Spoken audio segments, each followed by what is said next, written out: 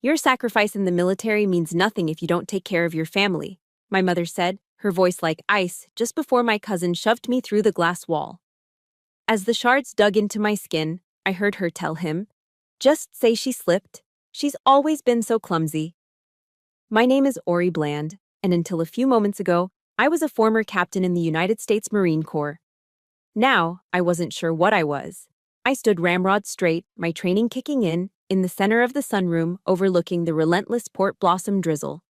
The air was thick with the scent of wet earth and my mother's expensive perfume. On the mahogany table between us lay a sheaf of papers, a legal surrender, that my cousin Kalen had just slid in my direction. His eyes gleamed with a greasy, unearned confidence. I didn't move. I just kept my gaze fixed on him, my refusal a silent, solid wall. My mother, Genevieve, let out a long, theatrical sigh. It was a sound engineered for an audience, a sigh that carried the weight of her manufactured disappointment. "Ori, darling," she began, her voice a weapon wrapped in velvet. It was as sweet as southern honey and as cold as tempered steel. "Your sacrifice in the service was admirable, truly, but it means nothing if you don't know how to take care of your family." The words weren't advice, they were a verdict, a carefully aimed shot designed to strip me of the one thing I had left: my honor.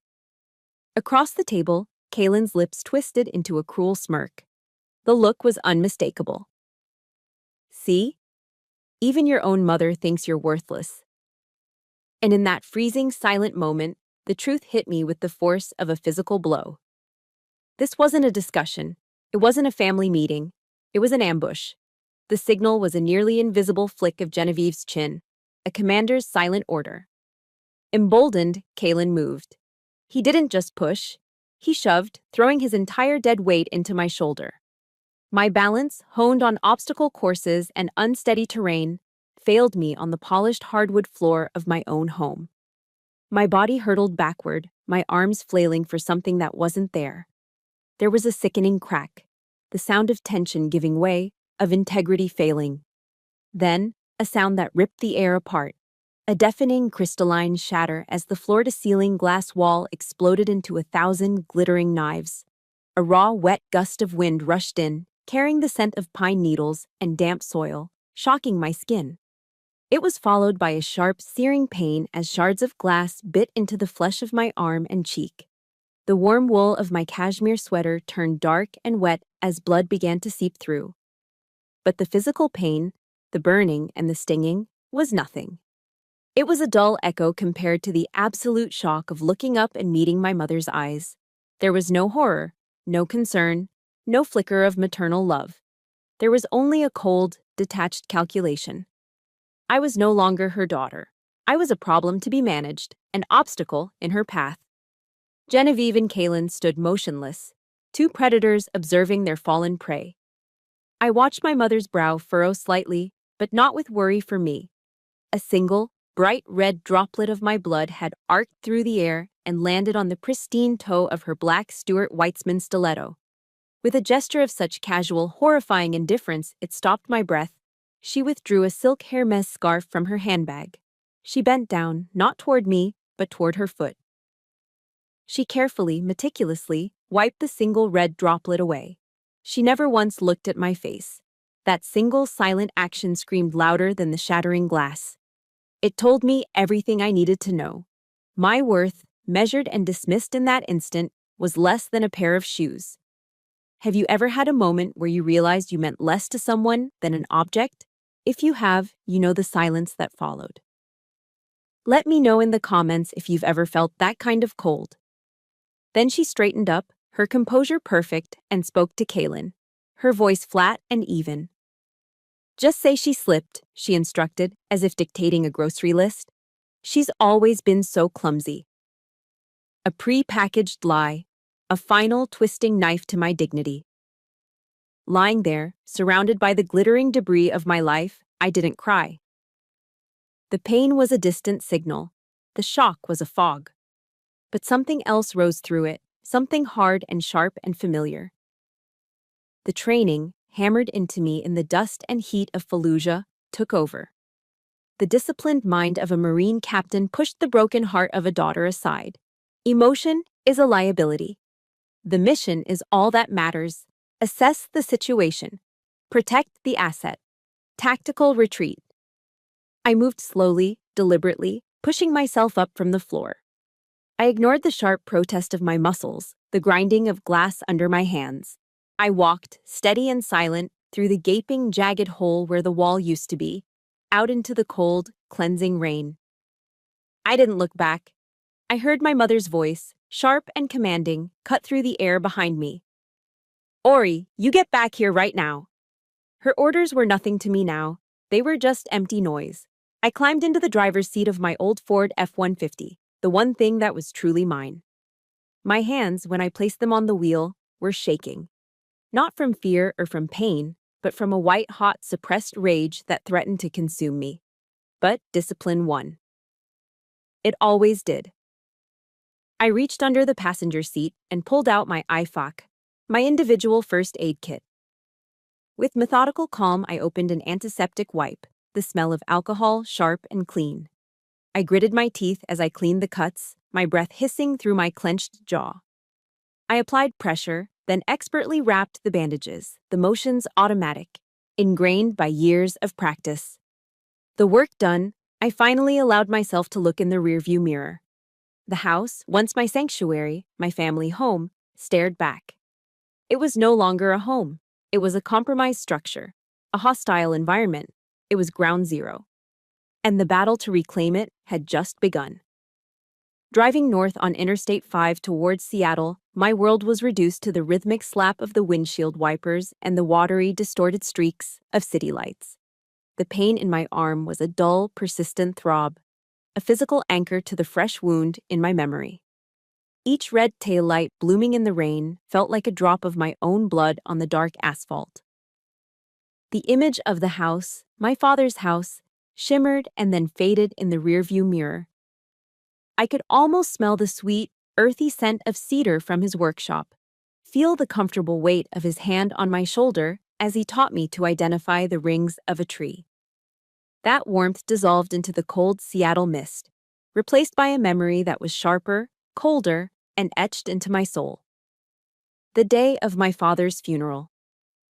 My dad, Frank Bland, a retired Navy chief petty officer who'd served on the USS Midway, had been clear about one thing. He wanted a proper military burial. Full honors. I had just returned from a deployment and made it my mission to see it done right. I'd coordinated everything with the Navy Honor Guard. I can still feel the weight of that perfectly folded American flag in my hands. The 13 folds, the tight, solemn triangles of the stars and stripes, represented a life of duty. Holding it was a painful privilege, a crushing mixture of profound pride and bottomless grief. I was ready to honor him. But my mother, Genevieve, had other plans. Just before the service was to begin, she pulled me into a private viewing room at the Greenwood Funeral Home in Renton. The air was heavy with the cloying scent of white lilies and expensive tea roses. "Ori," she said, her voice a soft whisper that allowed no argument. "I need you to tell those sailors to take the flag away." I stared at her, the flag in my arms suddenly feeling impossibly heavy. "What are you talking about?" This was Dad's final wish. Genevieve sighed, her face a mask of weary patience, as if my grief were an inconvenience. "It's just too gaudy, Ori. Too overtly patriotic. It clashes with the floral arrangements and the elegant atmosphere I'm trying to create."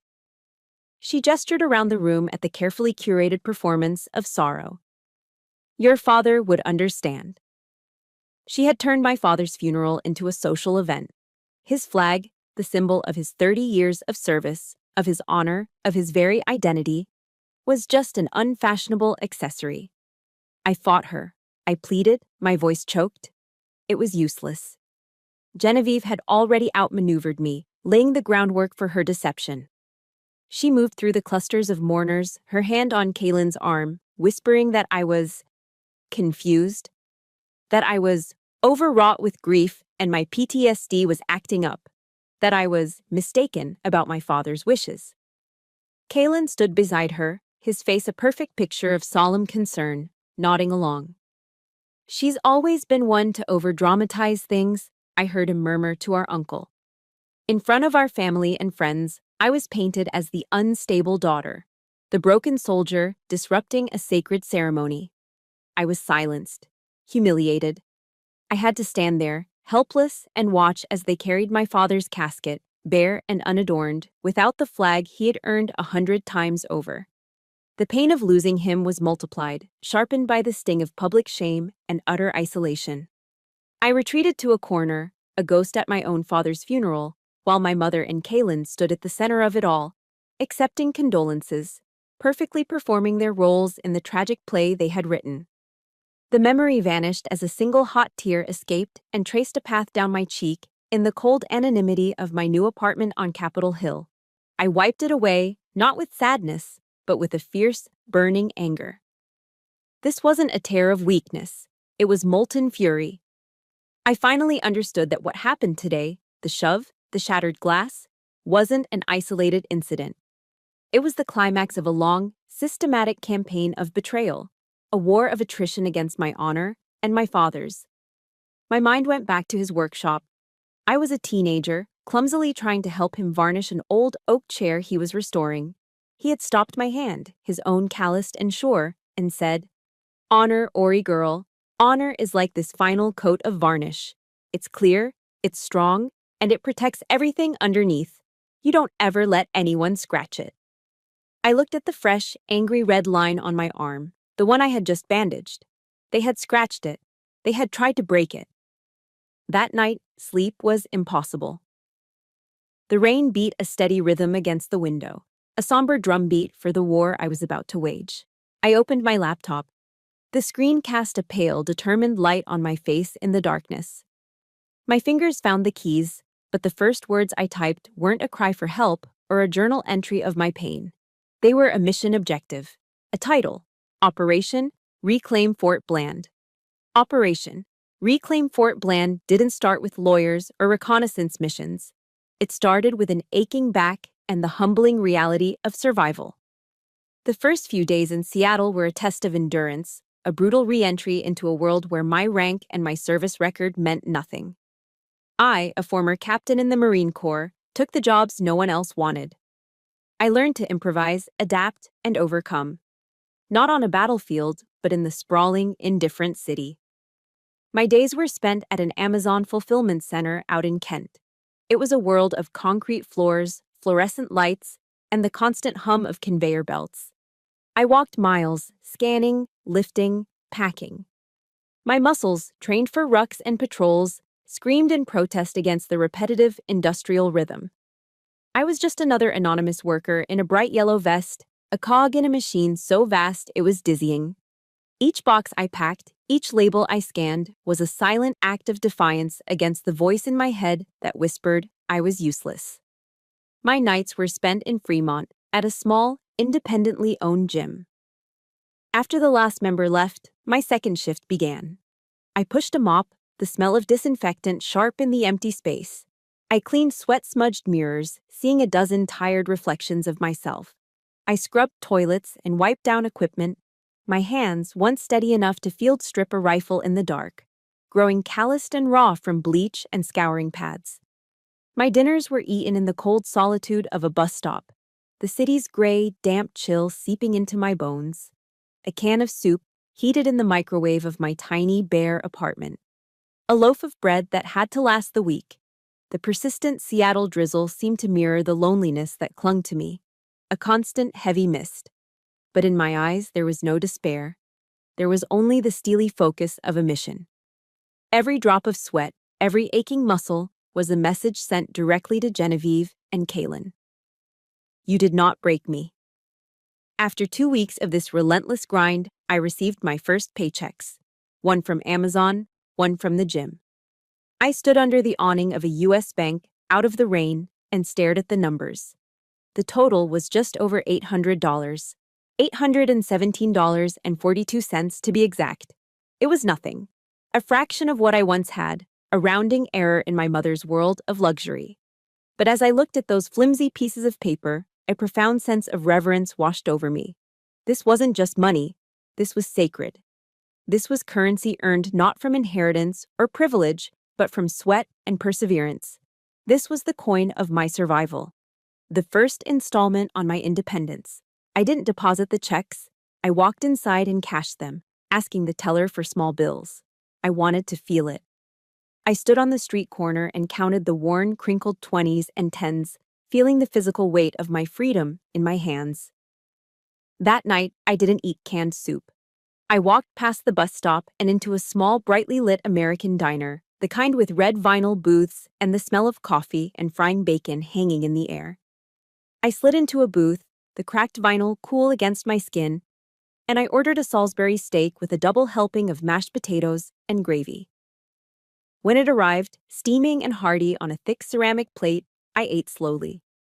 It wasn't just a meal, it was a ceremony. A personal commendation for a battle fought and won. My quiet, diligent presence at the gym hadn't gone unnoticed. The owner, a man named Sully, was a big, broad-shouldered ex-firefighter with kind, weary eyes that had seen too much. He rarely spoke to me beyond a simple, "good night," but I'd sometimes feel his gaze on me as I worked. One night, during a torrential downpour, he found me on my 10-minute break, huddled in the small break room. I was reading a thick, dog-eared textbook on real estate law I'd bought at a used bookstore, my lips pressed into a thin line of concentration. The words were dense, the concepts alien, but I attacked them like a tactical manual. Sully just nodded and walked away. I figured he thought I was strange. The next evening, when I arrived for my shift, I found a thermos sitting on the counter in the break room. It was still warm. Next to it was a neatly wrapped turkey sandwich on thick, whole wheat bread. A small handwritten note was tucked beside it, the handwriting a rugged scrawl. It said, "Keep fighting. Looks like you're studying for a big one." That simple, unasked-for kindness did what all the hardship and betrayal couldn't. It broke through the ice that had formed around my heart. For the first time in weeks, I felt seen. Not as a failure, not as a charity case, but as a fighter. Someone who was studying for a big one. He was right. Bolstered by Sully's quiet encouragement and a newfound sliver of confidence, I decided it was time. The reconnaissance phase of the operation had to begin. I took a small portion of my hard-earned cash and went to a pawn shop downtown.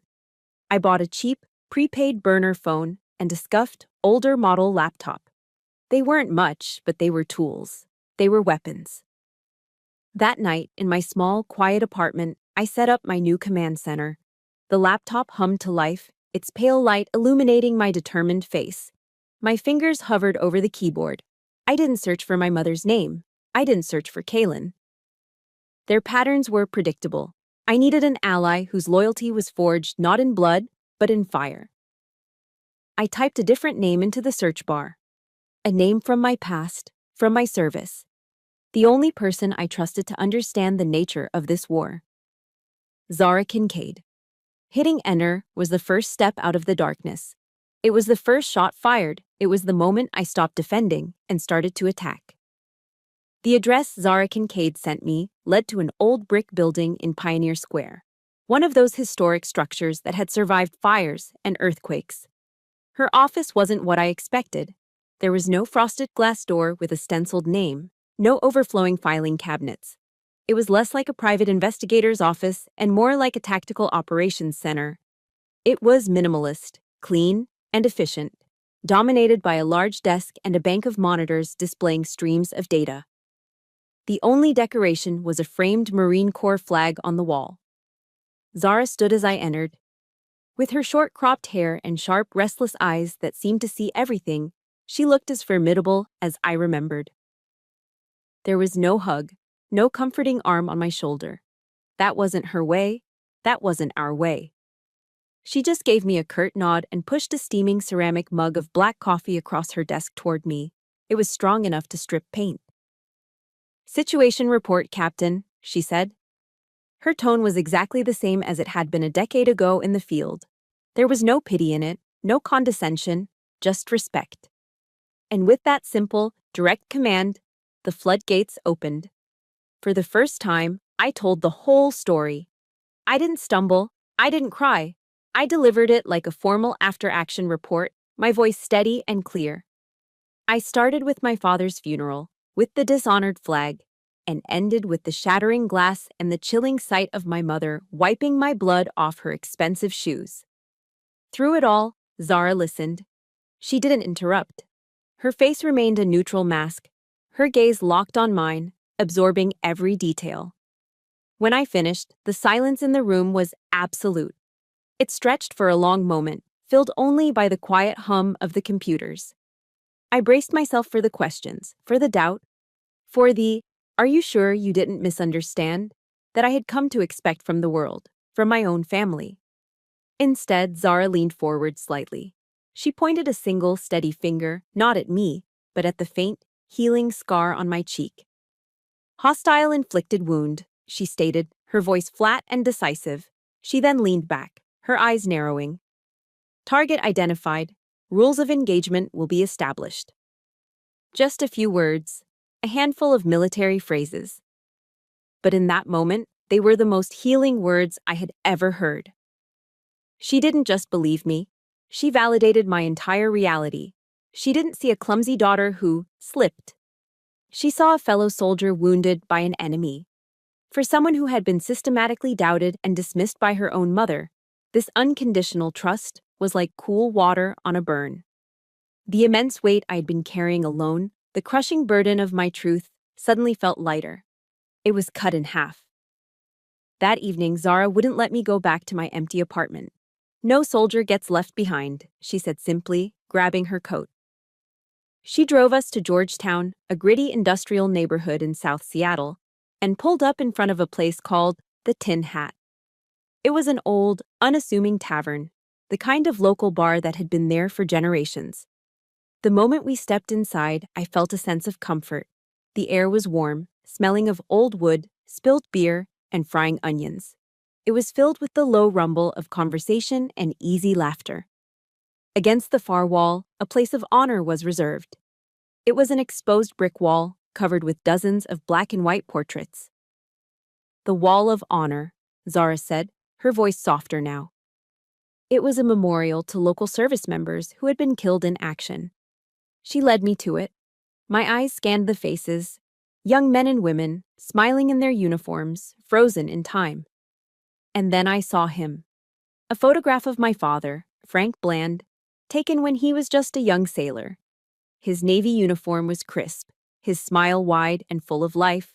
He looked invincible. Beneath the photo was a small polished brass plaque. It read, "Chief Petty Officer Frank Bland, served with honor." Here, in this noisy, humble bar, surrounded by strangers, my father's legacy was revered. The honor my own mother had so casually stripped from him was proudly displayed for all to see. A wave of emotion, hot and overwhelming, washed over me. I reached out a trembling hand and gently touched the cool brass of the plaque. A single tear I didn't know I was holding back escaped and rolled down my cheek. We were sitting at the bar, nursing a couple of beers, when a vibration broke the fragile peace. It was my old phone, the one I had kept purely for monitoring purposes. The screen lit up with Kaylin's name. Zara saw my expression change. She simply nodded, a silent command to answer it. "Put it on speaker," she mouthed. I took a breath and swiped to answer. Kaylin's voice filled the small space around us. It wasn't angry or demanding. It was a sickeningly sweet, syrupy tone, the one he used when he wanted something. "Ori? Oh, thank God. Where have you been? Mom's been worried sick. She's been crying constantly." I said nothing. "Listen, sis," he went on, his voice oozing false concern. "Just come home. Everybody misses you. We can work this out." The fragile sense of safety I'd felt just moments before was ripped away. The warm, comforting atmosphere of the bar suddenly felt cold and exposed. The long, toxic shadow of my family had reached me even here, in this sanctuary. It was a poison that could seep in anywhere. I ended the call without a word, my hand clenching into a fist so tight my knuckles turned white. The battle wasn't just back in Port Blossom. It had followed me. It was here. And it was far from over. A few days after the phone call, they found me. I was finishing my cleaning shift at Sully's gym, the smell of bleach still clinging to my clothes when they appeared in the doorway. It was a jarring sight. My mother, Genevieve, wrapped in a classic Burberry trench coat, looked utterly out of place against the backdrop of worn-out treadmills and stacked weights. She was a specter from another world, a world of country clubs and cocktail parties. Behind her stood Kalen, his shoulders slumped, his face a carefully constructed mask of remorse. Genevieve's eyes landed on me, and she immediately put a hand to her chest, her expression a perfect performance of pained relief. "Ori." "Oh, thank God we found you," she said, her voice trembling just enough to be convincing. She moved toward me, holding out a white pastry box tied with a neat blue ribbon. "I baked you a Lady Baltimore cake. It was always your father's favorite." The name of the cake hit me like a physical blow. It was a deliberate, calculated strike at the softest part of my memory. The sweet, almond-laced cake she only ever made for my father's birthday. It was a memory of a time when we almost felt like a real family. "I know I was wrong, darling," she continued, her eyes welling up with perfectly timed tears. "I was just so scared. I wasn't thinking clearly. Can you find it in your heart to forgive your foolish old mother?" The performance was flawless. The trembling voice, the glistening tears, the sacred offering of a memory. And for a treacherous, heartbreaking second, a small, forgotten part of me, the little girl who had spent a lifetime craving her mother's love, wanted to believe her. It was a desperate, foolish flicker of hope in the darkness. They invited me for coffee at a small cafe nearby, a place with round marble tables and the hiss of an espresso machine. I went, against my better judgment, against Zara's warnings. I think I just needed to see the play through to its final act. Genevieve launched into a monologue of her sleepless nights, of her profound regret. She described Kalen's remorse in vivid detail, how he hadn't been able to eat, how he was devastated by what he'd done. It was a textbook display of love bombing, a relentless assault of affection and apologies designed to lower my defenses. And once she felt she had me softened up, she casually, expertly, dropped the hook into the water. "You know, darling, Kalen has been having a bit of a rough time with his latest business venture," she said, her tone light, as if she were discussing the weather. She took a delicate sip of her latte. "His project is so promising, a real game changer, but he just needs a small bridge loan to get him over the final hump. The bank, you know how they are, they require a cosigner with secured assets. It's just a formality, really." Her words floated gently across the table, soft and reasonable. But I felt an invisible iron trap slowly closing around me. A cold dread crept up my spine. They didn't come for me. They didn't bake a cake for me. They came for the house. Kalen, on cue, leaned forward, his eyes wide with feigned sincerity. "It's just a signature, Ori. That's it. As soon as the funding comes through, I'll pay you back double. We can be a family again, sis, the way we are meant to be." The request, so casually delivered, became more monstrous with every word. We were never meant to be a family. We were a toxic contract, and I was just now reading the fine print. Genevieve reached across the table and placed her cool, manicured hand over mine. Her touch felt like a spider web. "Do this for your father, Ori," she whispered, her voice thick with emotion. "He would never have wanted to see his family torn apart like this." That was it. That was the final, unforgivable straw. They were using him. They were using the memory of the very man whose honor they had desecrated at his own funeral. They were holding my love for him hostage to fuel their own greed. The faint, hopeful flicker inside me didn't just die, it was violently extinguished, leaving behind nothing but cold, hard ash. My eyes, when I lifted them to meet my mother's, felt like chips of ice. The fog of hope and confusion vanished, revealing the ugly, naked truth of the situation. I looked straight into her eyes, past the mask of loving concern, and I saw it. Not remorse, not love, just a bottomless, insatiable greed. She was a wolf in sheep's clothing, and I had finally heard her howl. I slowly, deliberately, pulled my hand out from under hers. The warmth of my own skin felt foreign after her cold touch. I pushed my chair back and stood up. The movement was calm, measured. No, I said. My voice wasn't loud, but it filled the space between us with an absolute, unshakable weight. No, never again. Genevieve's face froze. For a split second, the mask of the heartbroken mother fell away completely, revealing the raw, startled anger beneath. How dare you, she hissed, her voice losing its gentle tremor. Kalen started to rise from his chair, a low growl forming in his throat. Ori, don't you walk away from... I didn't argue. I didn't raise my voice. I didn't need to. I reached into my pocket, pulled out a $10 bill, and placed it on the table to cover my coffee. Then I turned and walked away. I wasn't running. I wasn't fleeing. I was strategically withdrawing from a battle I'd already won simply by refusing to fight on their terms. As I stepped out of the cafe and into the clean, crisp Seattle air, a profound sense of release washed over me. The last, stubborn vestiges of illusion had been burned away. Now, there was only the war. When I got back to my apartment, I didn't throw things. I didn't scream into a pillow. The rage that had been simmering under the surface had cooled, hardening from a molten liquid into something sharp, focused, and deadly. My grief had burned away, leaving behind the cold, hard steel of purpose. I walked straight to the small oak box my father had made for me years ago, its joints perfect, its surface smooth as glass. It was where I kept my real treasures, not jewelry or stocks, but things that mattered. My service medals, a handful of letters, a photo of my unit. I lifted the lid and the faint scent of cedar and old paper filled the air. My fingers brushed past the neatly folded fabric of my dress blues until I found what I was looking for, a bundle of old letters tied with a faded ribbon.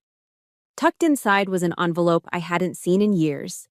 It was addressed to me at Paris Island, dated the week I had shipped out for boot camp. But it had never been sent. His familiar, strong handwriting filled the page.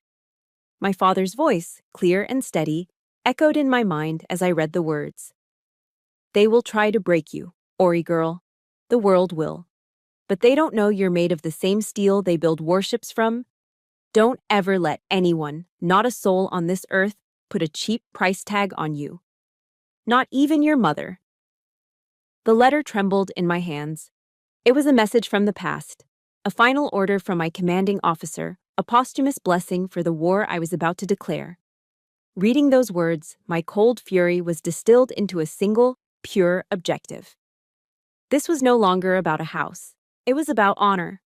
It was about reclaiming the legacy my father had left me, the one my mother had tried so hard to erase. I was fighting for him now, and for myself. I immediately switched into war mode. The small kitchen table became my command center. I laid out every piece of potential ammunition I had. A copy of the deed to the house, printouts of old text messages from Kalen, a long whining history of him asking for money, bank statements I had saved showing a pattern of suspicious withdrawals from a joint account Genevieve had access to. I opened my new laptop. There was no hesitation. I created an encrypted file, a digital fortress for my intelligence. And I began to write. I documented every incident, every manipulative conversation, every veiled threat going back years. This wasn't a diary of my pain. This was an indictment. It was an intelligence dossier on the enemy. Every small lie, every broken promise, every act of casual cruelty was no longer a source of pain. It was a bullet. And my magazine was getting full. But even with this preliminary evidence, I knew I couldn't storm the fortress alone. A soldier is only as good as her unit. It was time to assemble my team. I picked up the prepaid burner phone. The first call was to Zara Kincaid. She answered on the second ring. Zara, it's Ori, I said, my voice cold and clipped. There was no preamble. The love-bombing phase failed. They showed their hand. I need full reconnaissance. Digital, financial, everything you can dig up. Start with Kalen Vance. There was a beat of silence on the other end, then Zara's voice, as efficient as a well-oiled machine. Understood, commencing immediately. The second call was to Julian Thorne. He was a sharp, no-nonsense financial advisor who specialized in working with veterans, a man who understood that for us, Security was about more than just numbers. Julian, it's Ori Bland. I need you to run a full audit on all my joint accounts and then freeze them immediately. And I need you to start the paperwork to move all my personal assets into an irrevocable trust. Today. Consider it done, Captain, he replied, his voice calm and reassuring. I'll send the documents to your secure email by 5 p.m. One call for intelligence, one for financial defense. The last call was the most critical. It was the artillery. I took a deep, steadying breath and dialed the number for Silas Croft, one of the most respected and feared litigators in Seattle. He was known for his quiet demeanor, his strategic mind, and for systematically dismantling his opponents in court. A calm, professional voice answered. Croft's office. This is Captain Ori Bland, I said, my voice steady, my rank a shield and a sword. I need to speak with Mr. Croft. It's urgent. After a brief hold, a deep, confident voice came on the line. This is Silas Croft. Mr. Croft, I began. I need to retain your services for a war. I have evidence, I have a clear objective, and I have the will to see this through to the end. There was a long pause on the other end of the line. I could almost hear the gears turning in his strategic mind. Then, his voice came back, calm and resonant with a quiet power. Captain Bland, he said, my office opens at 9 a.m. tomorrow. Bring everything you have. I hung up the phone and walked to the window. The Seattle night was still dark, the sky a blanket of impenetrable clouds, but for the first time since I'd come home, I could see a sliver of light on the horizon. It's an amazing feeling, isn't it? That moment when you stop just reacting and start planning your counterattack. If you've ever had a moment like that, where you decided to take back control, I'd love to hear about it in the comments. It's a turning point we should all celebrate. It was the dawn, and I was ready for it. At precisely 9 a.m. the next morning, I stepped into the offices of Silas Croft. It was on a high floor of a downtown Seattle skyscraper with a panoramic view of Elliott Bay that screamed power and success. The space itself was immaculate, organized, and exuded a quiet, lethal confidence. This was not an office for frivolous lawsuits. This was a command center for high-stakes warfare. I spread my entire dossier across the vast polished surface of his mahogany conference table. The bank statements, the printouts of Kaylin's texts, the timeline of events I had painstakingly reconstructed. Silas, a calm, composed man in a tailored suit and horn-rimmed glasses, examined each document with the meticulous focus of a surgeon studying an X-ray. He didn't offer empty platitudes or words of comfort. That wasn't what I was paying him for. Instead, he started asking questions, each one a scalpel slicing through my assumptions, exposing my vulnerabilities. Do they have access to your mailbox? He asked, his eyes not leaving a bank statement. I don't know, I guess. Does anyone else have a key to the house? Genevieve and Kaylin. When was the last time you checked your credit report? The question hung in the air. I had never checked it. Each question he asked revealed a potential flank I hadn't considered, a new front on which they could attack. I had been so focused on the emotional betrayal that I hadn't seen the tactical landscape. This wasn't just about a house anymore, it was an information war, and I was dangerously exposed. In the middle of our strategy session, the door opened without a knock. Zara Kincaid strode in, all business, and placed a tablet on the table in front of Silas. She swiped the screen, bringing up a complex web of connections that looked like a spider's web. Kaylin's drowning, she said, her voice flat. But not in business debt. Gambling debt. Silas and I both looked at her. He owes a loan shark in Tacoma just shy of $80,000, she continued, pointing to a name on the screen. The guy has a reputation. Kaylin needs money, and he needs it yesterday. This new intelligence changed everything. It explained their desperation, their recklessness. Kaylin wasn't just greedy, he was terrified.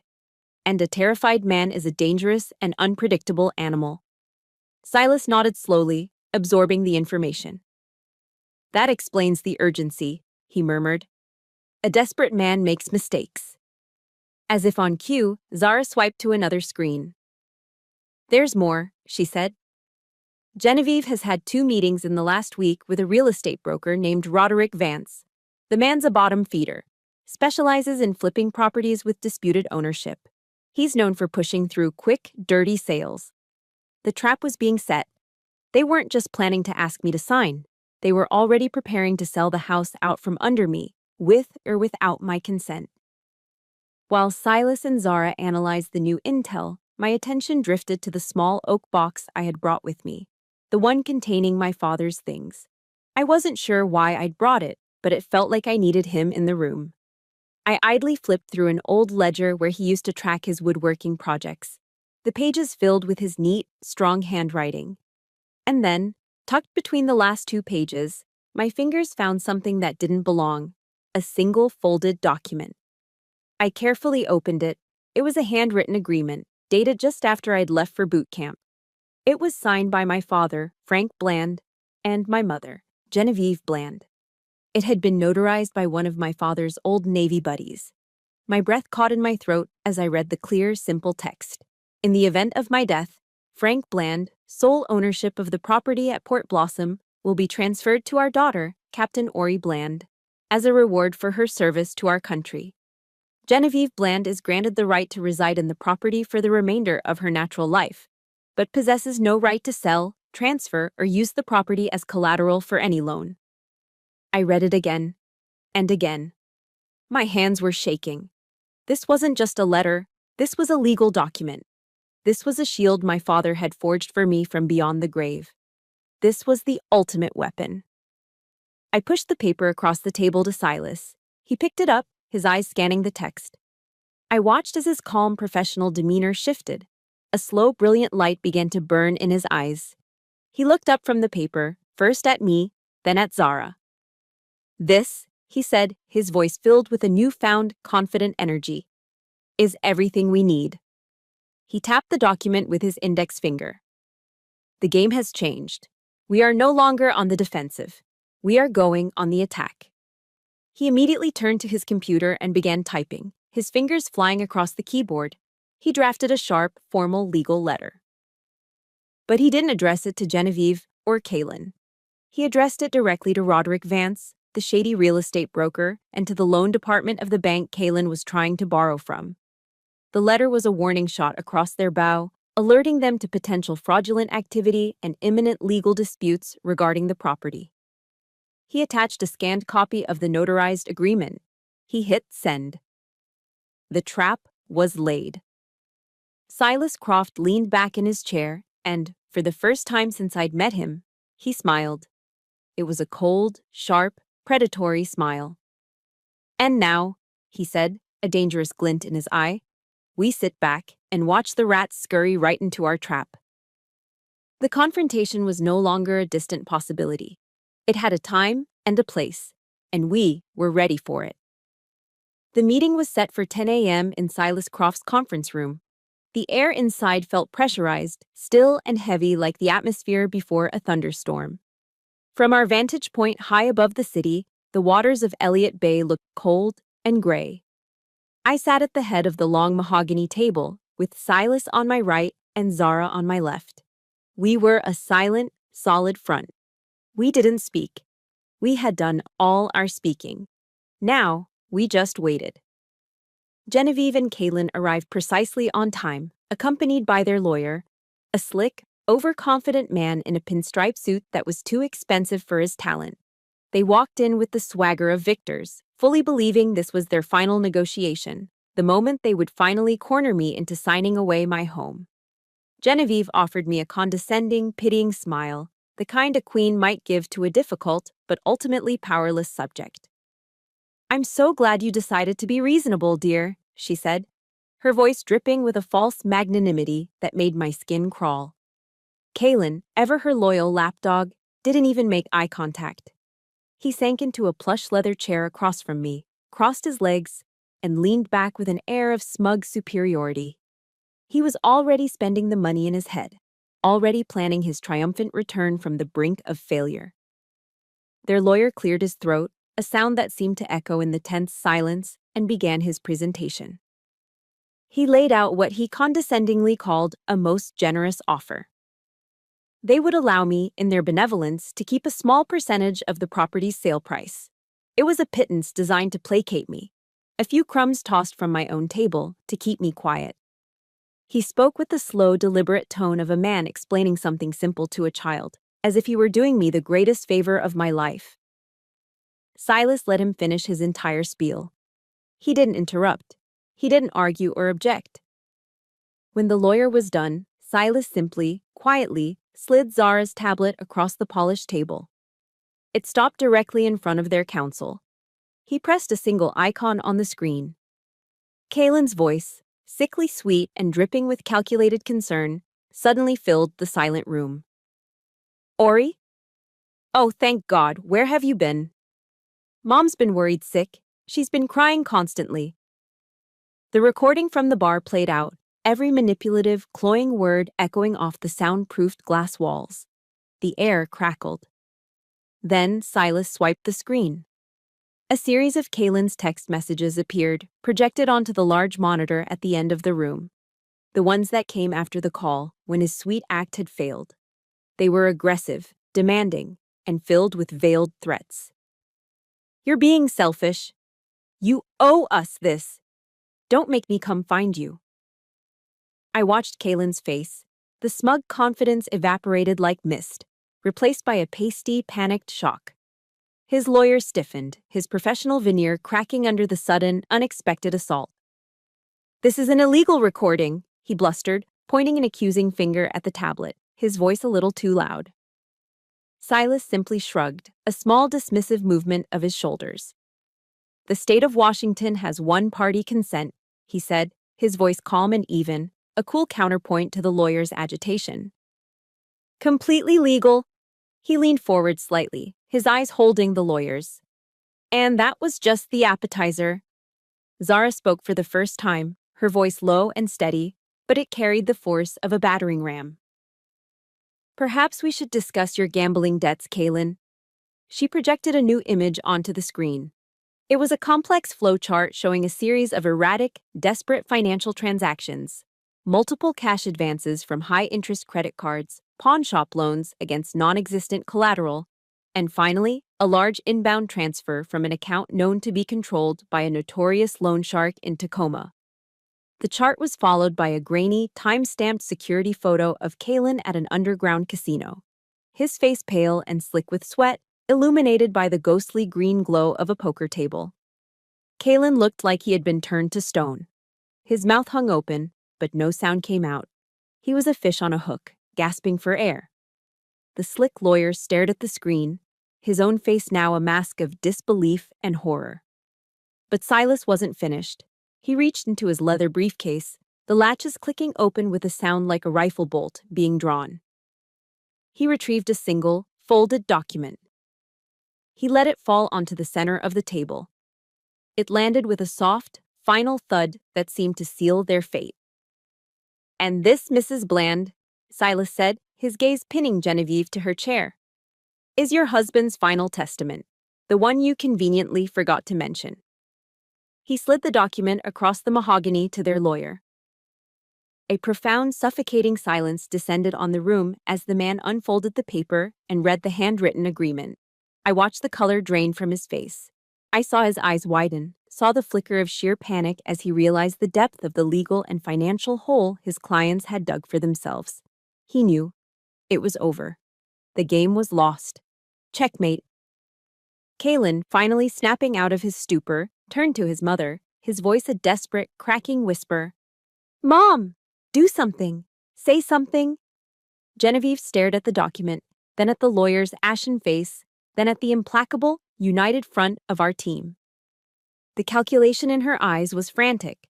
I could see her survival instincts, honed over a lifetime of prioritizing herself above all others, kicking into high gear. She was a cornered animal, and she would chew off her own leg, or her own son's, to escape. She turned on Kaylin. She physically recoiled from him, shoving his pleading hand away as if he were diseased, a piece of evidence she needed to discard. I don't know anything about this, she shrieked, her voice suddenly shrill and ugly, stripped of all its practiced elegance. She pointed a trembling, accusing finger at her own son. It was all him. He tricked me. He's the one with the debts. He told me this was the best way to manage the estate. The toxic alliance imploded right before our eyes. The two of them, so united in their greed just minutes before, now turned on each other with a viciousness that was both pathetic and horrifying. It was the predictable, ugly end to a partnership built on lies and selfishness. I had seen enough. I stood up, my chair making a soft, scraping sound on the floor. I didn't look at them. I didn't say a word to them. They were no longer my problem. They were just two rats in a trap of their own making. I looked at Silas, who gave me a small, almost imperceptible nod of victory. Our work here is done, I said, my voice clear and steady. Then I turned my back on them. I walked out of the room, leaving behind the wreckage, the shouting, the accusations, and the pathetic, unraveling lies. I left them to drown in the ashes of a family that had just burned itself to the ground. The day after the meeting, I didn't feel triumphant. There was no elation, no surge of victory. There was only a vast, hollow emptiness. The adrenaline from the battle had drained away completely, leaving behind a bone-deep exhaustion that seeped into my soul. The war was over, but the battlefield was silent and desolate. I drove aimlessly, eventually finding myself heading west towards the water. I ended up at Discovery Park, parking my truck and walking the trails until I reached the shoreline of the Puget Sound. I found a large weathered driftwood log, smoothed by years of salt and waves, and sat down. The gray water lapped gently against the rocky beach, the sky a blanket of muted white. The air was cool and clean.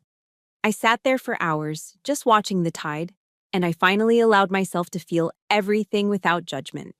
The profound relief that the fighting was over, the soul-crushing exhaustion, and beneath it all, a deep, aching sadness. It wasn't sadness for Genevieve or for Kaylin. It was sadness for me, for the little girl who had spent a lifetime trying to earn a mother's love, for the family that could have been, the one that had existed only in my hopes. I had won. But victory had a bitter, lonely taste. The court order came through. Genevieve and Kaylin were given 48 hours to vacate the premises. My phone buzzed one last time. A notification I had been half expecting. A final voicemail from my mother. I hesitated, then pressed play, needing to hear the final echo of her voice. It was no longer the sharp command of a matriarch, nor the cloying sweetness of a manipulator. It was weak, whining. A pathetic, rambling plea filled with revisionist history, a litany of all the sacrifices she had made for me, painting me as the ungrateful, monstrous child. It ended with a familiar, trailing phrase, a guilt trip she had used my entire life. After everything I've done for you, I listened to the very end. I felt no anger, not anymore. Just a distant, clinical pity for a woman so trapped in her own lies she could no longer see the truth. I didn't call back. I didn't save the message. I simply held my finger down on the screen, watched the little trash can icon appear, and deleted it forever. Then I went into her contact information and pressed block. It wasn't an act of anger. It was a necessary amputation. It was like cutting away a diseased limb to save the rest of the body. A few days later, I drove back to the house in Port Blossom. The court had confirmed it was empty. As I stepped inside, the faint, cloying scent of Genevieve's expensive perfume still lingered in the air, a ghostly reminder of her presence. I walked past the living room, past the dining room, and went straight to the back of the house, to my father's workshop. I slid open the heavy wooden door. Everything was exactly as he had left it. The air smelled of pine shavings, linseed oil, and old, honest work. His tools hung neatly on the pegboard wall, each one clean and in its proper place. And there, on his workbench, sat a small, unfinished rocking chair. He had started building it after I'd mentioned, just once, the idea of adopting a child someday. It was a dream I had barely spoken aloud, a future that had never come to be. The little chair was made of solid oak, its pieces carefully joined but not yet sanded or polished. It was a symbol of a grandfather's hope, a future he never got to see. I sank to the floor, the sawdust soft beneath my knees. I reached out and pulled the unfinished chair into my lap, hugging its rough, sturdy frame to my chest. and for the first time since this all began, I cried. It wasn't a cry of anger or frustration. It was a cry of pure, undiluted grief. I cried for my wonderful, honorable father. I cried for the little girl inside me who had finally stopped waiting for her mother to love her. I cried for the ghost of the family that could have existed, but never did. It was a final, gut-wrenching farewell to a dream I had to let die. It was the release of a pain I had carried for a lifetime. When the tears finally subsided, leaving me empty and calm, I stood up. I took a piece of scrap paper from my father's workbench and his flat-sided carpenter's pencil. I didn't write a letter to my mother. I wrote one to myself. I forgive myself for looking for love in a barren place. I forgive myself for staying silent for so long. As of today, my boundaries are made of steel. This door is closed. I folded the note into a small square and tucked it deep inside the unfinished frame of the rocking chair. A silent promise to my father and to the person I was becoming. A foundation for a new life. Then, I pulled out my phone. The legal war was over. Now, the reconstruction could begin. I scrolled through my contacts and made a call. "Hello," I said, my voice clear and steady. "I'm calling to get an estimate from a general contractor." 6 months later. The house in Port Blossom was transformed. The gaping hole in the sunroom, once a scar of betrayal, was now a solid wall, with a large, beautiful bay window that looked out onto the garden. The house itself had been repainted a calming slate blue, the color of the sea on an overcast day. But the most significant change wasn't in the structure. It was in the spirit. It was in the handcrafted oak sign that hung by the entrance, its letters carved with care. It read, "The Bland Fortress, a haven for women veterans." The sounds of hammers and saws had long since faded, replaced by something much better. The sound of laughter and quiet conversation. The oppressive scent of Genevieve's perfume was gone, replaced by the smell of fresh coffee and baking bread.